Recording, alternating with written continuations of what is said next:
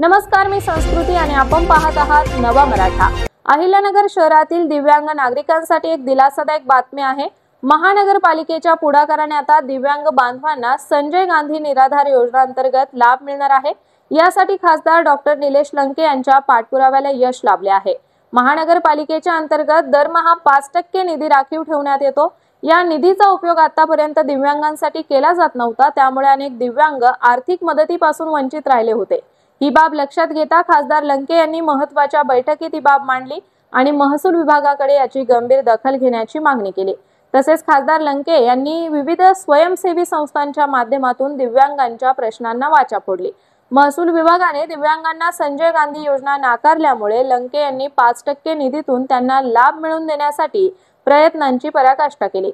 दिव्यांगांच्या वैद्यकीय गरजा, औषधोपचार, दारिद्र्य आणि उपजीविकेसाठी ही योजना त्यांच्या जीवनात महत्त्वाचा फरक घडवू शकते, हे त्यांनी अधोरेखित केले।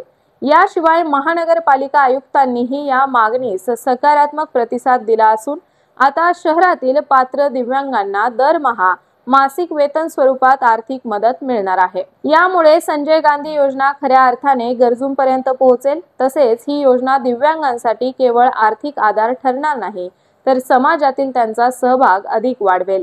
यामुळे आत्मसन्मान टिकून जगण्यास मदत होईल। खासदार डॉक्टर निलेश लंके यांच्या या उपक्रमामुळे सामाजिक न्याय आणि समता या मूलभूत मूल्यांना चालना मिळाली आहे। तर अशाच माहितीपूर्ण बातम्यांसाठी चॅनलला सबस्क्राइब नक्की करा।